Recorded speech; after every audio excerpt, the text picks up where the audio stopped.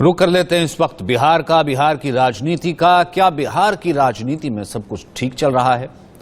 क्या बिहार में जो सरकार चल रही है वो बिल्कुल ठीक से काम कर रही है? क्या फिलहाल तो ऐसा नहीं लगता, क्योंकि बिहार में नाराजगी भी सामने आई। सुधाकर सिंह जो हैं वो सामने आए। हम बात करते हैं, इस वक्त हमारे साथ खुद जुड़ रहे हैं, आरजेडी से विधायक हैं सुधाकर सिंह।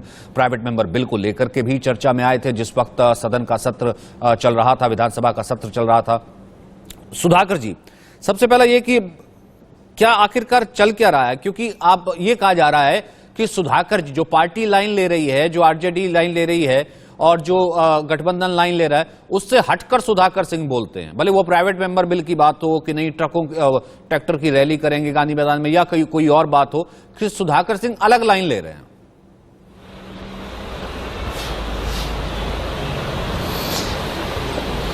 आपको यह देखना होगा कि जो मेरा लाइन है वो एकदम ही तथ्य परक है कि राष्ट्रीय जनता दल के द्वारा जो घोषित मेरे जो घोषणा पत्र, जिसके आधार पे हम लोगों ने 2020 का चुनाव लड़ा, और इसके अलावा राष्ट्रीय कार्य समिति द्वारा जो पास प्रस्ताव है, वह दोनों के ही, अगर हम किसी भी एक पॉलिटिकल पार्टी के, और राष्ट्रीय जनता दल नहीं, किसी पॉलिटिकल पार्टी के लिए बाइंडिंग होता है दोनों चीज़।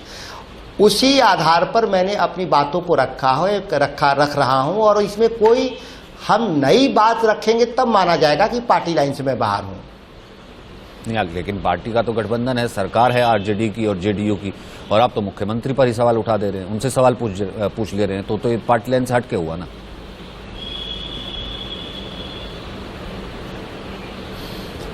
बहुत साफ बात है कि हम चुने हुए जनप्रतिनिधि के रूप में, विधायिका के सदस्य के रूप में, हमारी प्राइमरी ड्यूटी है कि हम सरकार के शीर्ष पर बैठे हुए व्यक्ति से जनता के हित में हम सवाल करें। अगर लगता है कि यह सवाल मेरे समयानुकूल नहीं है, तो इसके लिए एक कमेटी बना देना चाहिए, और कमेटी बनाकर निर्णय करना चाहिए कि जो मेरी बात है वो सही है कि नहीं है। अगर असहमति है, जो लोकतंत्र की सबसे खूबसूरत चीज़ मैं मानता हूँ, अगर हम लोकतांत्रिक सरकार में हैं तो उसमें माना जाता है कि हमारी बात और उनकी बात में अंतर आ गया, तो इसके लिए कमेटी बना देनी चाहिए और उस कमेटी के निर्णय को मान लेना चाहिए। नहीं, आपने तो ये तो बात रही कि आप उस पॉलिसी से जो है वो मुतमईन है कि नहीं है, लेकिन आपने तो यहाँ तक कह दिया कि अगर नीतीश प्रधानमंत्री बनने का सपना देख रहे हैं तो यहाँ तो राष्ट्रपति शासन लगा देना चाहिए, वो ठीक होगा।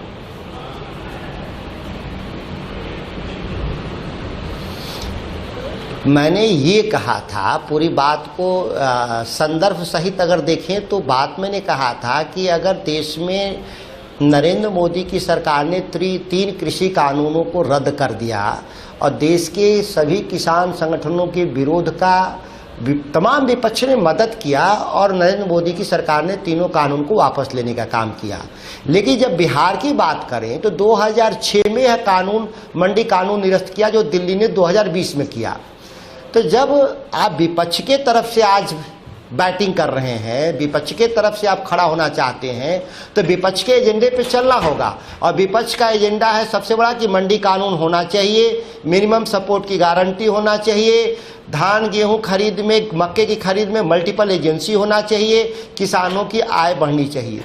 और आप नीतीश कुमार मुख्यमंत्री के रूप में कह रहे हैं मैं ऐसा कोई काम नहीं करूँगा, तो मैंने कहा था कि हमको एक और देश में मोदीफाइड व्यक्ति नहीं चाहिए, मुझे मोदी का विकल्प चाहिए, हमको एक और मोदी नहीं चाहिए। तो नहीं चाहिए तो नीतीश का क्या विकल्प है फिर? तो फिर क्यों गठबंधन में है? नीतीश कुमार के तो अगर राष्ट्रीय राजनीति में देखें तो दर्जनों लोग विकल्प हैं। बिहार के राजनीति को देखें तो वो आज के दिन में अपरिहार्य नहीं है, उनके बिना भी काम चल सकता है। 17 सालों में जब बिहार को आगे नहीं ले जा पाए, खुद उन्हीं के शब्दों में, मैं नहीं कह रहा, वो खुद कहते हैं कि बिहार एक पिछड़ा राज्य है और बिहार के पिछड़ापन को दूर करने के लिए विशेष राज्य की आवश्यकता है। मैं मानूं कि बकौल आरजेडी विधायक सुधाकर जी आप ये कह रहे हैं कि 17 साल में, यानी कि जेडीयू मुख्यमंत्री नीतीश जो है वो बिहार को आगे नहीं ले जा पाए, बिहार को पिछड़े से जो है अगड़ा नहीं बना पाए। वो खुद ही स्वीकार करते हैं कि हम पिछड़े हैं और हमको विशेष राज्य का दर्जा चाहिए। यही बात तो स्वयं कहते हैं अपने मुंह से। बिहार ऐतिहासिक रूप से पिछड़ा नहीं था। बिहार देश के पूरे भारत पर, आज का भारत नहीं, ये मध्य एशिया तक का भारत, अफगानिस्तान, ईरान तक का भारत, उस पर 1500 साल बिहार के लोगों ने राज किया था। और वो बिहार का जो राज था वो आज जैसा राज नहीं था। तब हम दुनिया की अर्थव्यवस्था में 24% कंट्रीब्यूट करते थे। आज तो 2.5% है दुनिया के अर्थव्यवस्था में भारत का योगदान।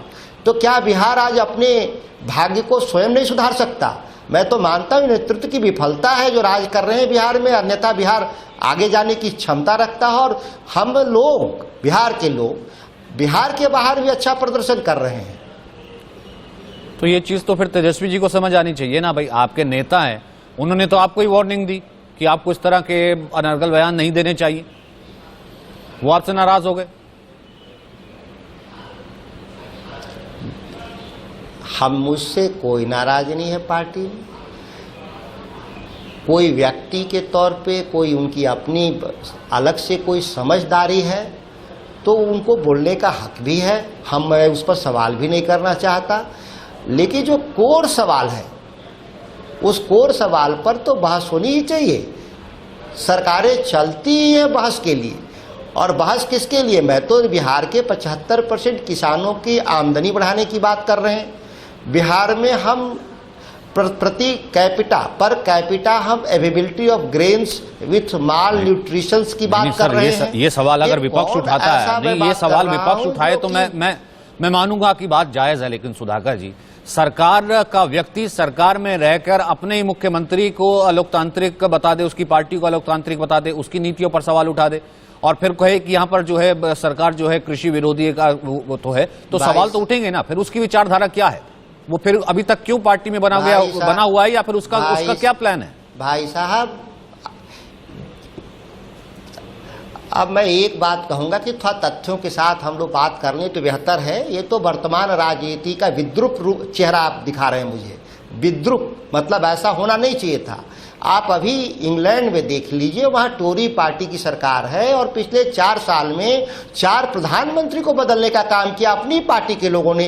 ये कोई लोकतंत्र में तो ये बात होती है। में चलते चलते वक्त आ गया, नीतीश को बदल के तेजस्वी जी को प्रधानमंत्री बना देना चाहिए। ये तानाशाह वाली व्यवस्था क्या ये बेहतर होगा? बकौल सुधाकर जी, नीतीश का विकल्प तेजस्वी बेहतर होंगे इस वक्त? मुख्यमंत्री के तौर पे उनसे बेहतर विकल्प है तेजस्वी जी। तेजस्वी मुख्यमंत्री के तौर पर बेहतर विकल्प है। नीतीश को मुख्यमंत्री पद से फिलहाल इस्तीफा दे देना चाहिए या हटा देना चाहिए?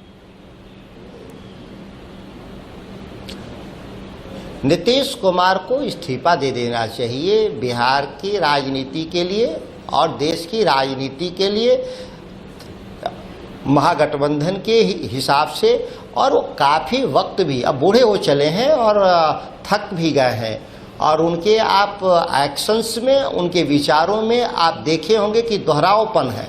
और जब दोहरावपन है तो इसको हम लोग मानते हैं कि उनका जो उनके पास जितने ज्ञान थे और क्षमता था उसका वो अधिकतम उपयोग कर चुके हैं, और इसीलिए उनको अब विराम लेना चाहिए और नई पीढ़ी को आगे कर देना चाहिए। बहुत बहुत शुक्रिया सुधाकर सिंह जी हमारे साथ जुड़ने के लिए। सुधाकर सिंह आरजेडी के विधायक के कहते हुए वक्त आ गया, नीतीश कुमार को इस्तीफा दे देना चाहिए। ये देश की राजनीति के लिए भी अच्छा होगा और ये बिहार की राजनीति के लिए भी अच्छा होगा, और तेजस्वी को बना देना चाहिए मुख्यमंत्री। सुधाकर सिंह जो कि आरजेडी के विधायक हैं।